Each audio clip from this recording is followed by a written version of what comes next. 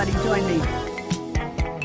Rick, let's see those moves. Welcome to Read My Lips Radio, a lively hour of unscripted conversations with savvy creatives. Producer and host, akaRadioRed, asks novelists, artists, photographers, designers, comedians, actors, musicians, Annie's composers, really into this. screenwriters, directors, and technology innovators about their creative passion, inspirational muses, and how they create.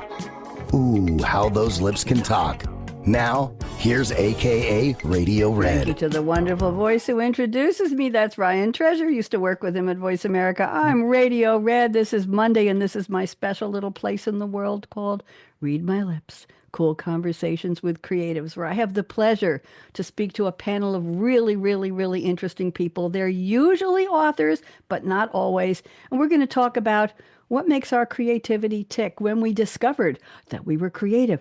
Rick and Barb and Connie, some people say to me, oh, I didn't know I was a creative person. I said, but did you decide how you speak and how you run your business and what your life, after your parents and your teachers told you what to do, what your life was going to be like? You created that. You are a creative. So here we are. So let's see what's going on here. Oh, we have to do a shout out now. Everybody put up your finger in the shape of the letter L. We got to do this now. Rick, you decide. Okay. Oh, we got we got goalposts there. Okay. So on the count of three, I want you to join me on the count of three and saying hello, LLL. 1, 2, 3. Hello, L. L. L. Jordan, my engineer, that was pretty good. You can put them up in second place for In Sync on LLL. LLL is lovely, lanky Laura Legs, our most loyal listener. She lives in Whitestone, New York, and I've been trying to get her to move to a place that starts with L for years, and I just can't get her to budge. I met her at a dance class when I was taking the class, not teaching it, and we've stayed friends over the years. But here's the thing. Connie and Barb and Rick, I'll introduce you in a second. At 6:03 p.m. Eastern Time tonight, I will receive an email from Laura, and she will tell me, Barb, a summary of what you said on the show. And she's going to tell me how great you are. Rick, going to get a summary for you too. And Connie, how could we forget you? Of course, we'll have one for Connie. And she's going to call me beautiful, gorgeous lady of red. That's the way she talks to me. It's terrible. Anyway, that's why she listens. She loves the show, and we do a shout out. I've been doing it for years. So today is, oh my goodness, it's June. How did that happen? It seems, Barb, it seemed like New Year's Eve was 3 minutes ago. I mean, we just met you back in March, and it was like, oh my gosh, and now it's June? At the Publicity Summit, that's right. It was so far away. So it's June 2nd. It's 153rd day of the 2025 Gregorian calendar. Used to be the Julian calendar, but Julian had a problem. He couldn't match up October through the calendar with the moon, and he left out about 12 days. So if you're like me and you had an early Libra October birthday, you wouldn't get to celebrate it. So Gregorian came along, Pope Gregory, and he said, I have a creative idea. And his mother said, that's my boy. I'm sorry. I hope I'm not upsetting anybody. He was a pope. And she said, what are you going to do? And he said, we're putting in a leap year every fourth year, one leap day, and we're going to catch up. And we got our October birthdays back. There were 212 days left to the year, so don't worry about that. It's the 22nd Monday, and nobody cares about that except me. So I'm going to read my opening now. And when I call your name, I want you to just wave, okay? And I can pronounce all your names. Sometimes I can't pronounce names very well, but today you're all giving me easy names. So welcome to Cool Conversations, our radiant show, where sparks of brilliance and muses glow. No pressure, kids. akaRadioRed on her Scarlett Mic's beam leads the way in our live streaming dream. Today's theme brings promise, bold and pretty, as we celebrate, somebody's going to know what this means, the unmasking of creativity.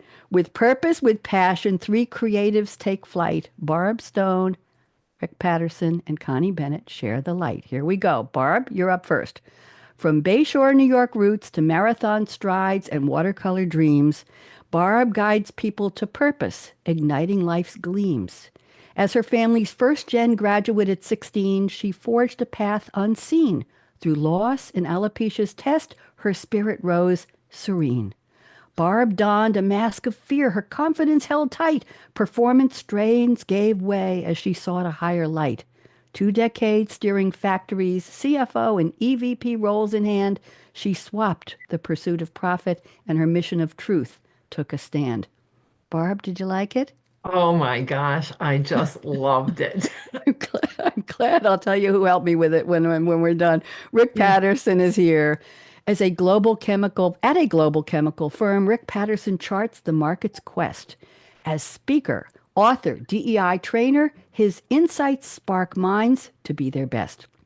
3 decades in corporate ranks, 10 years he answered ministry's call. He forged DEI for the white guy, so inclusion holds for all. Born a middle child with siblings bold, he left introversion behind. From engineer to a doctor of faith, Rick's varied paths entwined.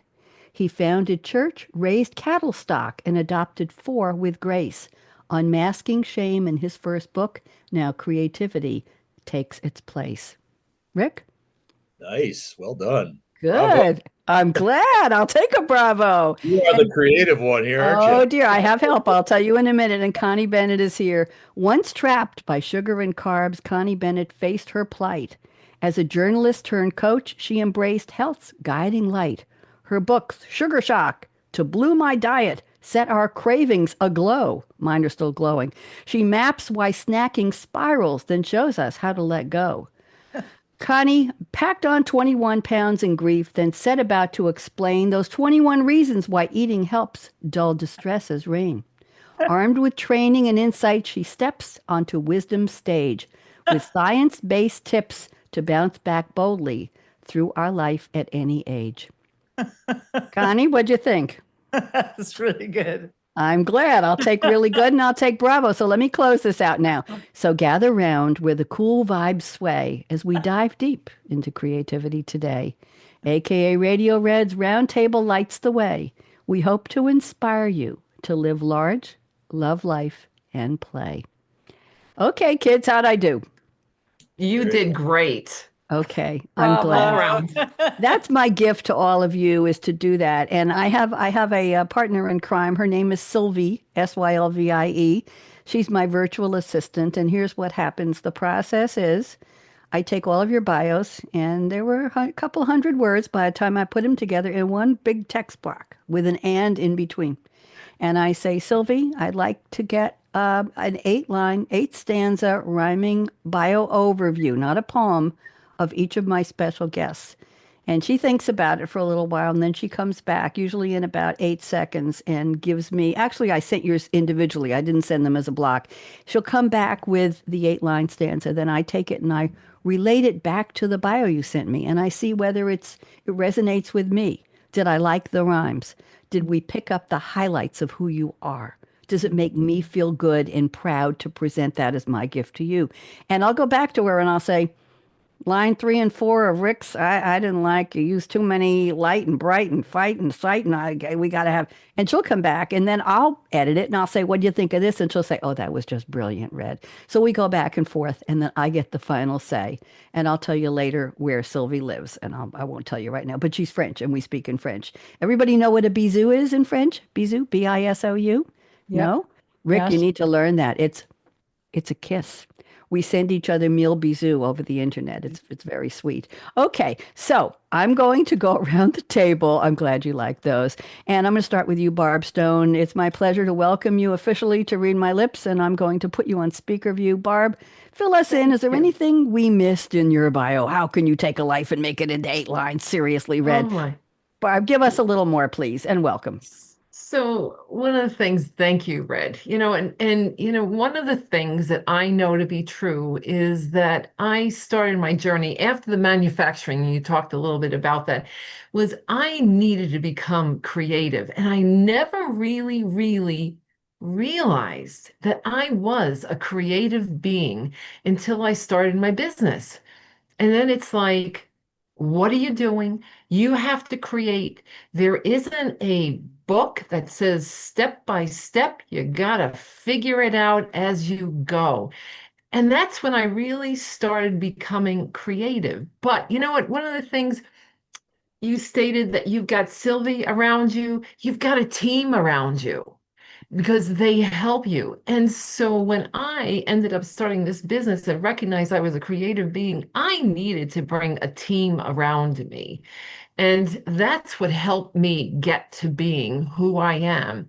I couldn't have done it. Yes, I had the training, I had teachings, but it's, the real learning and the real creativity is when you step into it, because then you're going to find out what's really working and what's not working There from you there. go. Barb, how did you go from the jobs in manufacturing? You sent me some details. It sounded very intense what you were doing. How did you get, just briefly, how did you get from there to where you are now? I recognized that, I had been trying to climb ladders because, you know what, after all, isn't that what we're supposed to be doing? Graduating college and climbing ladders, making money. And I'm going like, whoa, something else is here. I became a widow, and that really kind of paused. Yep. I have, and I'll do this. I have alopecia, which became a mask for me. It became a mask for me when I was in manufacturing because I had to always look good and get it right. And through time, and trust me, I could not do this until 6 years ago because this stepping into this new business was not only about the creativity, but it was really about revealing who I really am. And that's what I do now with my clients. And, when I started this business, I ended up saying, oh, I'm going to be working with personal and professional development. I didn't really want to become a business coach or an executive coach and a trainer. And what ended up happening was the discovery of things that I needed to step in happened. And there's one thing I want to share to this, and I'm Mm. realizing I didn't put it in my bio, is that there are signs that come to you. They're Mm-hmm. called quantum flirts. And when you can start thinking about these quantum flirts that come to you and then start putting them together, and sometimes a quantum flirt will come to you and you're going to go like, no, that's not for me right now. But all of a sudden more comes and you start connecting the dots. And before you know it, you've really developed something and you've stepped into something. I never would have said I'm a coach, speaker, trainer, TEDx talk, now an author. No way, Mm-hmm. 6 years ago. But it was just about connecting the dots of creativity and really understanding how can you step Thank into you. it and make difference. Thank you, Barb. Thank you very much. We appreciate you very much. Thank you. Welcome. And by the way, you're very beautiful. Thanks. Very, very, very beautiful. The real Barb. Welcome. Welcome, the Thanks. real Barb. Up to you. Let me go to Rick Patterson. Rick, you want to fill in some blanks? There's the other Barb. Okay, it's Yeah. whoever you want to be, dear. That's just fine. And by the way, you talked about ladders, climbing ladders. I thought I had to leap tall buildings, so now I found out I just could have gone up the steps of the ladder. Well, now you tell me after all these years, Rick Patterson, welcome. I'm putting you on speaker view. Would you give us a little more about yourself, please? Go ahead, Rick. Yeah, I'll just probably expand on one thing you already hit on, and that was the adoption of our kids, because I think that was a pivot point for me, especially the age of the kids, the nature in which they came to us, that they all came to us together. They were Black. And I realized that at that point, I was going to have to reorient some stuff in my life and for myself personally. And that came about right during the transition that I made from corporate America into ministry. It's when I was going back for my master's degree. So the one thing I would expand upon is just the degree to which that adoption, that event, was life changing in so many different directions and sparked a lot of what I call the creative work of self. Mm-hmm. Now that's a big thing to say, the creative work of self, Rick. That's a whole show. That's a whole topic. Question, how old were the kids when you adopted them? Well, we started taking care of them when grandma was sick and they were in for chemo, and they were probably in the kindergarten age then. Mm-hmm. They came into foster care when they were maybe second grade, and then probably the adoption really officially took place when they were about in fourth grade. So they were in foster care for a couple of years as well with us. And how old are they? What's the age spread now? Oh, they're in their 30s now, 30 to Oh 35. my. Oh, Oh, yeah, they're growing up. are Yep. you a grandpa yet? Oh, yeah, I'm a grandpa. Okay. Welcome, Grandpa. Okay. Nice looking That's Grandpa. not my bio, was it? Oh, that's okay. I don't put it in mine either, dear, but you didn't see mine. Okay. Thank you. Welcome, Rick. Very interesting. Connie Bennett, putting you on screen now. Let's have a little more from you on your brand new show or Mike, what you're boasting about. Go ahead, Connie. Welcome. Well, I love the topic of your show about creativity because it really got me thinking about how when I ate badly, my creativity plummeted. So you went over what happened basically briefly, but basically I had been eating cleanly for more than a decade. I was a recognized sugar expert, author of 2 books, Sugar Shock and Beyond Sugar Shock. And after my mother had passed away, a very difficult year with her, I blew my diet. Now, up until then, I'd been very creative. Things were kind of flowing very smoothly. The minute I started eating badly, I became moody and depressed and irritable, and it was difficult to concentrate. And yes, my creativity waned. And then, but then because I ate badly, I, as you mentioned, packed on 21 pounds in a hurry, which was quite embarrassing to me since for a decade I'd been telling people how to eat better and how to let go of sugar and carbs. And oops, I was not walking my talk. And so with my new book, I Blew My Diet Now What? While I was learning why I blew my diet, I was also discovering how could I help other people. And we were talking about, the elements of creativity. And to me, one of the absolute first things you need to do to be creative is to be very, very careful about what you put into your body, what thoughts you put in, what food you put in, what activities you put in. And so for me, I have a very different kind of view, I believe, of creativity, which is that when you nourish your body and your mind and your soul with quality foods, you're going to be more creative. Interesting. Very interesting. Thank you. Thank you very much. Yes, lovely to have all three of you here. And I have to do a shout out again to the National Publicity Summit where I book, I don't know if the three of you know, but I book over 100 people a year from the summit, usually 35 to 40 at each summit. And there's one next week. So I fill 4 months ahead, as you all know. And what I want my listeners and viewers to know is that I get to meet these wonderful people for exactly 2 minutes with a monitor with a stopwatch. And I am told time is up. In that time, I'm saying, Rick Patterson looks interesting. I read your one sheet and I'm, okay, Rick, introduce yourself. Talk to me. And Rick's going and I'm typing. Rick said this, Rick said that. He adopted this. He wrote this. He was in the ministry, blah, blah, blah, blah. I'm typing. Rick, I'm not being rude. I'm typing everything. And then I'll say, Rick Patterson, would you like to be on my show? And he says, I think so. And I said, okay, June 2nd is open. Are you free? I have to check my calendar. No, Rick, I have to know right now. Rick, give me your email. Give me your phone number. And I'm typing. And the monitor says, time's up. And they take away Rick's video. And the next candidate comes up and pitches me. This goes on for 3.5 hours. And I do this 3 or 4 times a year and book over 100 people. So I wanted you all to know the truth of how you all got here. So thank you very much. Okay, let's go to the quotes. I've asked you each to send me an opening quote from a movie or a TV, fictional movie, fictional character, or a song lyric that means something to you in some way. I'm going to read the quote with a little background, and I'm going to ask you to relate it specifically to your own creativity. So Barb Stone is up first, and Barb has picked a quote from Letty Lutz, the circus bearded lady played by Kiata Settle, the actress. The movie was The Greatest Showman, 2017. It's a biographical musical drama film. The actress is an American actress and singer born in 1975.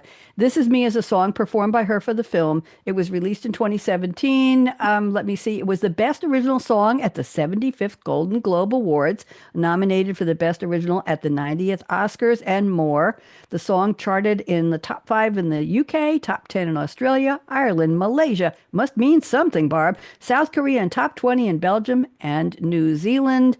The movie starred Hugh Jackman, Zac Efron, Be Still My Heart, Michelle Williams, Rebecca Ferguson, and Zendaya, blah, blah, blah. Okay, here we go. It's a heavy fictionalized depiction of the life of P.T. Barnum, the showman and entertainer who created Barnum and Bailey Circus and its star attractions. Here's the line. Here's the title of the song. I already said it. This is me. Barb Stone, take 2 minutes. What does this have to do with you? Go ahead. So again, I just have always hid behind what I was supposed to be. And, what I was supposed to be in manufacturing, what I was supposed to be in the community, what I was supposed to be in my family. And the reality is that there was this person that really wanted to come out and be me. So one of the things that I show this to a lot of clients. There's a YouTube video on Settle when they ended up doing the green light for The Greatest Showman, and she starts out with a quiet voice and she's behind the music stand. And then she starts coming out and she gets out and she's like grabbing hold of Hugh Jackman's hands. She's getting everybody excited because she's finally found her voice and able to really belt out that number. And to me, that is, whenever I watch it, I cry and I show it for clients all the time because that's what I want for them. That's what I want for people to be able to find that voice and really step it into what they need to do in their life and their world in being that creative being, because that's what I had to do.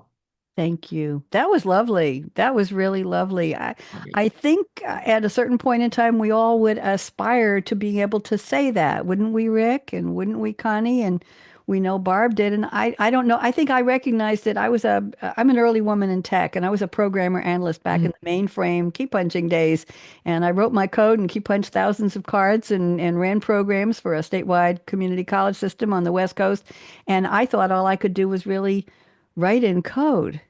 And one day, Barb and Rick and Connie, I discovered I could speak and think and do everything in English. I was always an English native speaker, but that wasn't the point. I discovered I had this voice and I started radio and TV. And I haven't looked back since then. But now I'm having the joy of my life is talking to interesting people like the three of you and doing this on 3 shows a week. This is me, Barb. This is it. Yes, it This is all is. you get, kids. This is the best it's going to get. Anyway, thank you very much. Rick Yeah. Patterson, I'm looking at the quote you sent. It's from John Milton slash Satan, played by Al Pacino. What a great actor. The Devil's Advocate, 1997 supernatural horror film. At the end of the movie, Milton breaks the fourth wall, meaning he talks straight to the audience and declares, and here's the quote: vanity, definitely my favorite sin. What a wonderful quote. Starring Keanu Reeves, Pacino, Charlize Theron, based on a 1990 novel by Andrew Niederman. And the name John Milton is one of several allusions to Paradise Lost, of course, as well as to Dante's Inferno and the Legend of Faust. I'm going to leave it there.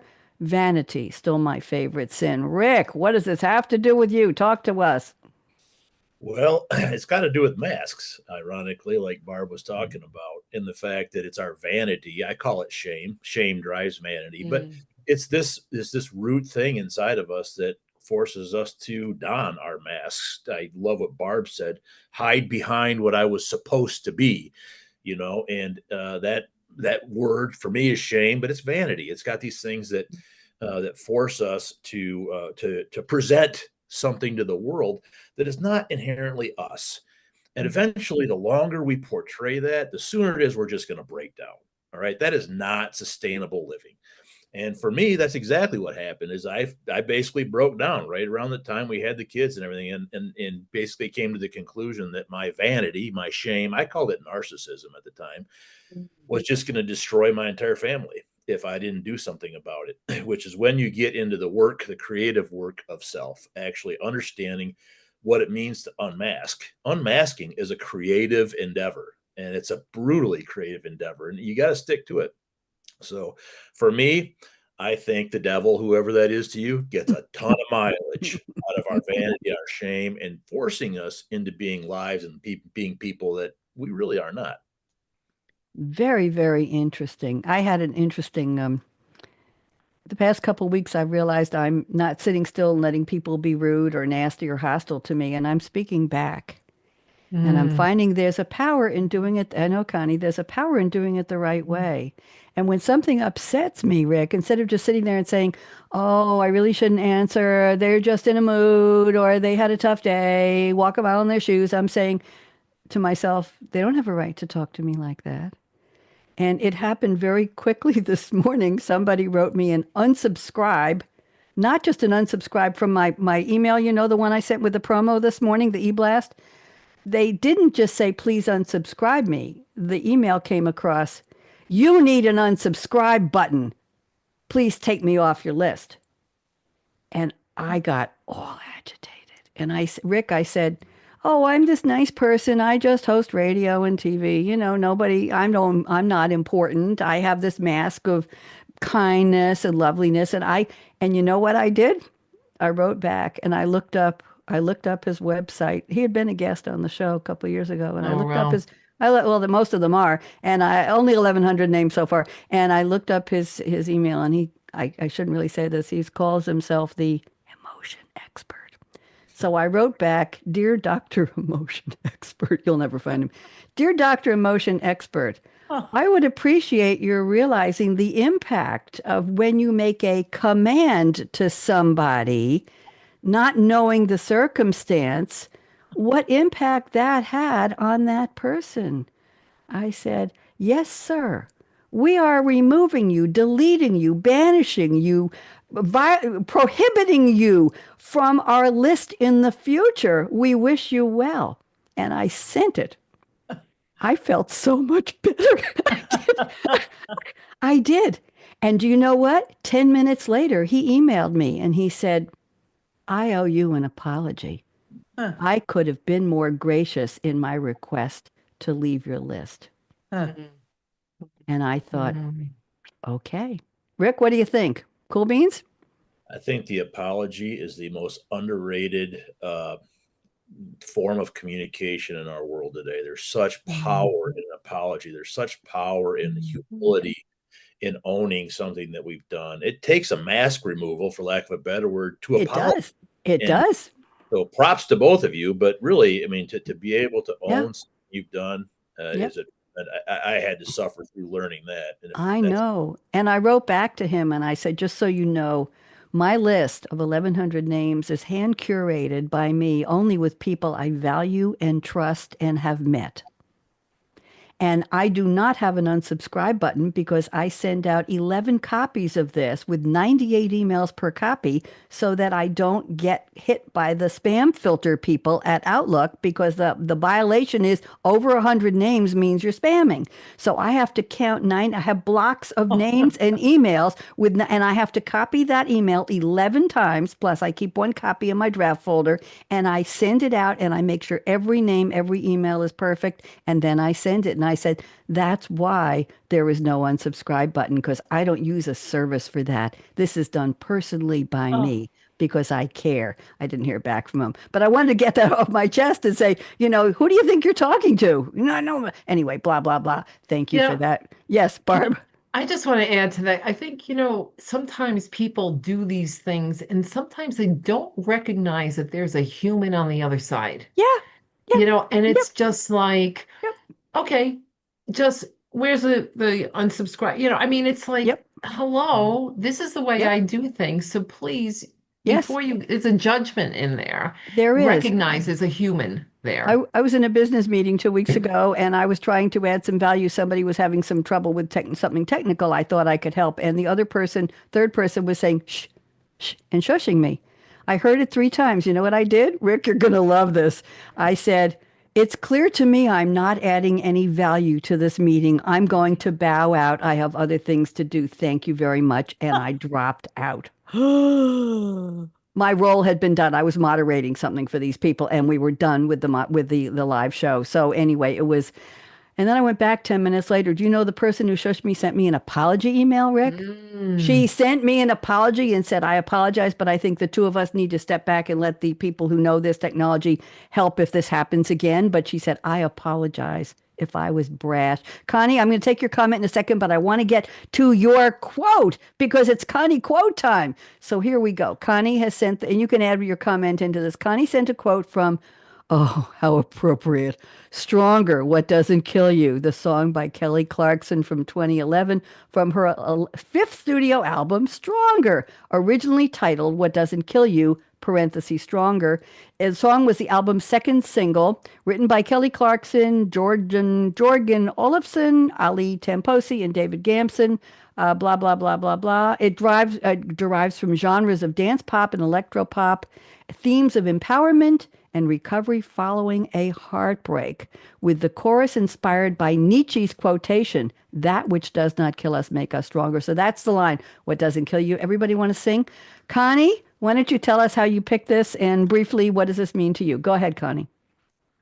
I picked it because basically a lot of people go through some kind of challenging time. I forget about a lot of people, most of us, all of us, something happens in our lives that's unexpected, hits us out of the blue, and we may succumb to unhealthy eating or other unhealthy behavior, or we may get just completely derailed in other ways.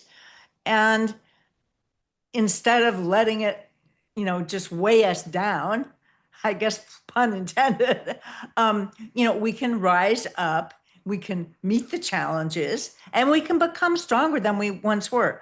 I actually talk about, I use a different word for stronger, but that's basically the message. My message now is that when we have something that happens that is really difficult, that we don't have to come out the same as we once were, but let's become better and stronger and bolder. And I call it to bounce back boldly.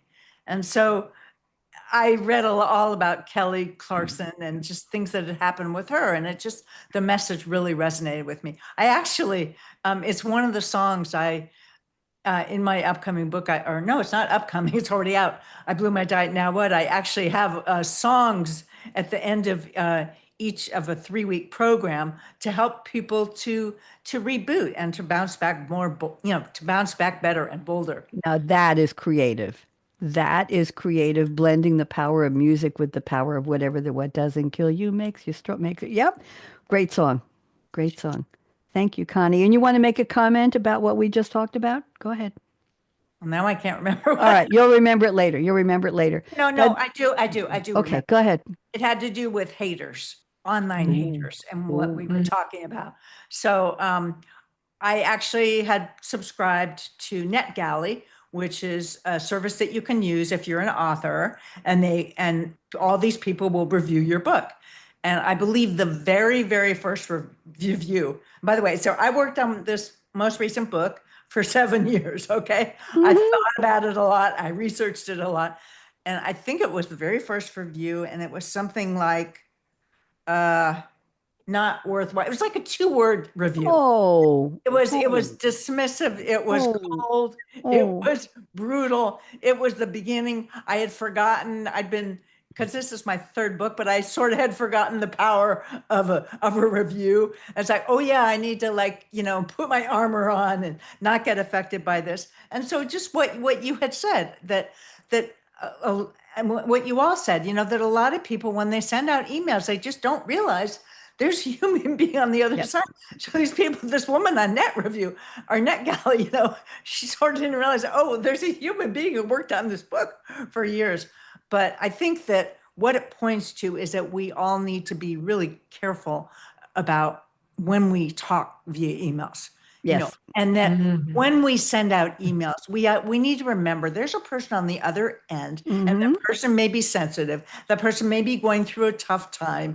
That person, may be having a rough day, whatever. That person is going through things. So let's speak kindly and gently to whoever we email, whether it's to a list. I don't know how, by the way, Red, I don't know how you can send out those emails separately. I just use Active Campaign, and it's my pleasure. I'm looking to fill space and time, Connie. It helps take up some time, and it's part of my creative fun is creating. And by the way, the background you're looking at, this is the first time this background has been used on my show. I created about 10 different backgrounds. I use a program called Night Cafe Studio, and this was quicksand. give me red quicksand with oversized lips and a red microphone. And then I reworked it in Photoshop, added the text, and here's my own microphone, but that's the one they gave me.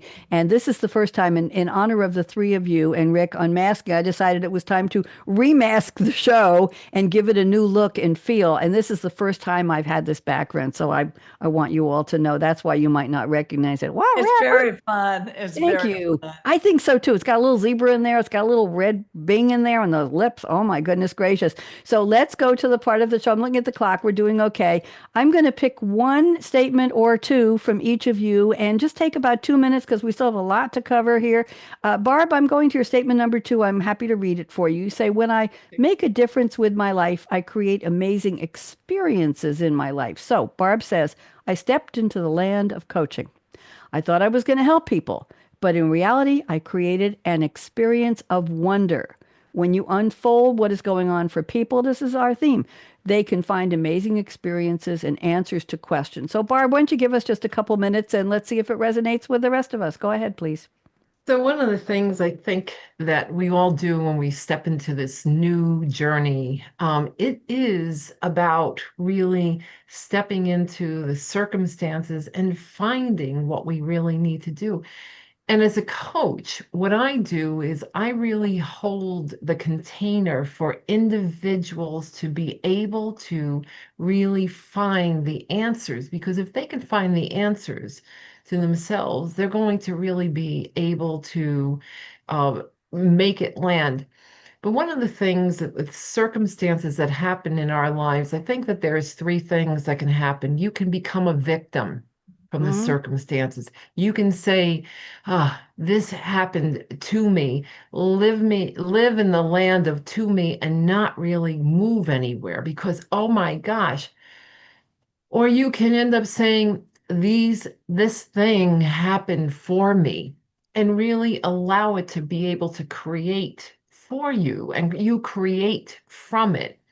But the other one that really lands for me, and this is part of like what, I've tried to do in my life is allowing the circumstances to create wisdom through me and being able to share a wisdom, getting out there speaking, getting out there talking, getting out there training, because that's what I really want to be able to do. I want to be able to create from those circumstances so that they don't have to define me. Thank you very much. Very, very interesting. Any comments before I move on? Because I've got something. Okay, we're good. Thank you, Barb. Okay. Thank you, Barb. Both Barbs, the real Barb. Thank you, Barb. Thank you for Yes, showing you up. are. See, I pick a theme each week, and I've done this show for years. So think of all the titles, and the word unmasking just grabbed me, Rick, from what Mhm. you wrote to me, and I picked it, not because I didn't love everybody else, but it was a word I'd never used before. And now here, look how we are using that word. Look at the common thread we're finding in unmasking all of us. So that's my goal in this quest for creativity, this quest not for, we all found it, this quest for understanding it, for putting our arms around it, for seeing that we all share something with each other. There is a commonality, a synchronicity. That's what I do this show. So here we go. Rick says, creativity through speaking and writing is the antidote for my own depression. It pulls me out of a world of darkness to possibly offer light for myself and possibly for others. That's the key. Rick, take a couple minutes, please. Talk to me. Yeah, I think one of the things that I had to overcome, especially when you're sort of a results oriented person, is you have in mind that everything you do is supposed to generate some sort of action in somebody else. You're writing a book for somebody else. You're singing a song for somebody else. You're writing a poem, and all of it is in hopes of some sort of result that somebody will have a certain reaction, that they'll be better, they'll be happier, whatever it happens to be. And one of the things that I think it was Kurt Vonnegut said that Mm. really life is simply through creation. Whatever you do, create something, build a chair, write a book, write a poem, paint it, whatever it happens to be, because somehow in the pure act of creativity, it's healing, it's helping, it's for you. And eventually, I'm still learning that process. I'm still learning the degree to which my own creativity is for me, for my own well-being, and letting go of the idea that the results as to how they play out in other people's lives Yep. is beyond me. Rick, I just happen to have a quote about creativity from Kurt Vonnegut in my notes. I haven't read it in a long time. I'd like to read it for you. Quote, go into the arts. I'm not kidding. The arts are not a way to make a living. They're a very human way of making life more bearable. Practicing an art, no matter how well or badly, is a way to make your soul grow, for heaven's sake. Sing in the shower, dance to the radio, tell stories, write a poem to a friend, even a lousy poem. Do it as well as you possibly can. You will get an enormous reward. You will have created something. You like that, Rick? That was the quote I was searching for. You happen to have it. Honey, it's here. It's here. Kurt Vonnegut lived 84 years, humorist, author, satirical, and darkly 14 novels, 3 short story collections, 5 plays, 5 nonfiction written over 50 years, and more collections have been published since his death. So as soon as you said Kurt Vonnegut, that's why I keep that in my notes. I never get rid of anything. Thank you, Rick. I appreciate that. That was good. Thank you. Now, Connie, I want to go to Rick, go ahead. I'm sorry, I cut you off. I'll just say there's a story of elementary kids writing to famous people, and the only person that actually responded to him was Kurt Vonnegut. And it was about, what advice do you give us in life? And Kurt Vonnegut's response was exactly that. Whatever you do, be creative. There you go. I belong to an online poetry group at Writer's Digest. It's a no shame, no blame, do whatever you want. And we get a theme every Wednesday from the moderator. He writes at 4 or 5, 6 in the morning. And we go on at our own pace, our own speed. There might be 30, 40, 50 poets. And we give a thumbs up, plus comments are optional to each other. And it's a community. I've been doing this for about 3 years now. And I will tell you that it's just so freeing to write. I've learned there are 125 different forms of poetry, and I favor the acrostic, the disappearing 9, the tricube, the limerick. Those are my favorites. And a tricube is 3 syllables times 3 lines. So that's 9 syllables times 3. So it's 3 by 3 by 3, 27 syllables in the whole poem. A disappearing 9 is 9 syllables on the first line, then 8, 7, 6, 5, 4, 3, 2, 1. An acrostic is what the theme is. Each word, letter of the word comes down the page, or you can reverse them, invert them, and you do something with, I'm going to read you one of my poems in a second. And limerick, I do a set of very funny limericks, and I break the fourth wall, Rick, on the last line, and I just make them very long, like setting a scene, and they're very funny, and then it rhymes with the AABBA from the beginning of the limerick. But anyway, thank you for mentioning Kurt Vonnegut. I was going to take that out of my notes last night, and I said, leave it in there, Red. You're going to need it. Rick, thank you. That's that quantum flirt that just kind of came there, and it connected the dots there. I'm looking for somebody to flirt with. Maybe it was Kurt Vonnegut. Okay. Would you believe one of the Amazon delivery people had a package for me, and I watched her go down the street. I didn't know it was for me, but I knew I was expecting something. She drove 3 houses down, made a U-turn in the cul-de-sac at the bottom, and came back and delivered it to a house across the street down the block. And I watched her. And I said to myself, I wonder if that was my package. So I texted a neighbor who was gardening right across from that house. And I said, Kathy, did you see this UPS lady? By the way, is there a gray siding with a big wrought iron turtle with an orange back on this? Because they give you a picture of where they left the package, Amazon does. And I never heard from her. And the next thing I know, my doorbell rings, and I figured it was Kathy. It was a man 3 houses down who's single, who I wanted to meet. And he watched the UPS lady drop the package, and he went to her and said, that house is empty. Are you sure you want to dig it there? And she said, oh, yes. And he went and checked, and he brought me my package. Don't say a word. Don't even say a word. That's that flirt, Barb. Let's not go there anymore. Okay, I don't know who's listening. Connie Bennett, here's an interesting statement. We got time. I have time. I need time after this for some other things, and we're going to have fun. More fun. Connie says, being creative brings joy to your life. It's a wonderful way to honor your soul, your essence, and your existence. When the muse comes calling, words come more easily, and I feel delight. The muse is a calming feeling, a presence that provides a calm certainty. I'm still thinking about this. She says, I'm a writer, and you set the stage and do the things that create fertile ground for the muse. The muse could be a fairy godmother, a goddess type, a divine entity, compassionate, benevolent, accepting, female, entity or male entity. Kind, compassionate, creative guides you in the right directions. There you go. I'm going to stop there. Connie, take 2 minutes and expand this, please, for us. I love this, by the way. You can tell. Go ahead. Well, I think we all have a muse if we tune into that muse. And I think that we can invoke that muse by doing certain activities, or we can ignore the muse. I mean, we've all probably met people who said, hey, I'm not creative, but I contend we all can be creative. And I was talking about this with Red earlier, that I had created to help me to further my creativity, that I had created what I call the 10 commandments of creativity. And one of them actually had to do with honoring the muse. May I read these commandments? Just as long as they're brief. Go ahead. Okay, brief. Okay, so always honor, cherish, and respect my body, mind, and soul because it nurtures, supports, and boosts my creativity. Number 2 would be to meditate and breathe. Mhm. 3 is to, well, for me, I do what I call emotional freedom technique. It's basically a short tapping, EFT tapping. research-based process Yep. that can boost your creativity. The other thing is very simple. Always drink two glasses of filtered water in the morning. The next thing is to always fill my body with nourishing, creativity-inducing foods that contain ample protein, wholesome carbs, and unsaturated fats. Next one is move my body in the morning, or go for a walk, or do Pilates.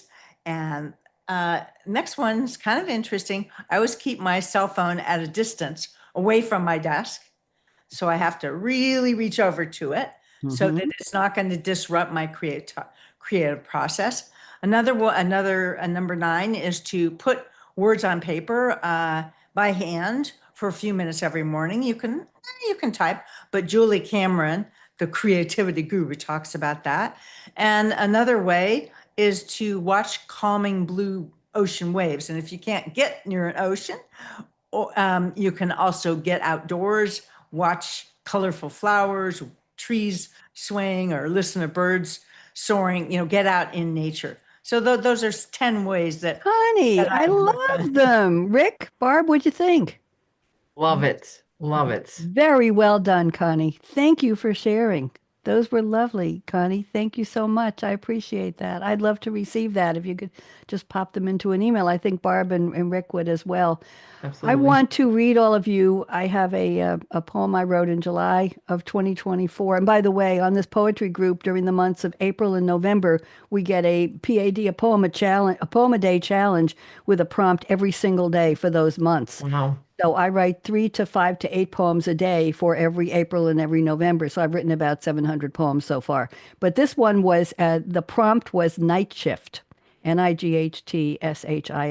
And I'm not going to share my screen, but I will tell you that I will emphasize the word with the letter. So it's NIGHT. So here we go. And this is about all of us. Never quite really at rest. It's the life of a creative.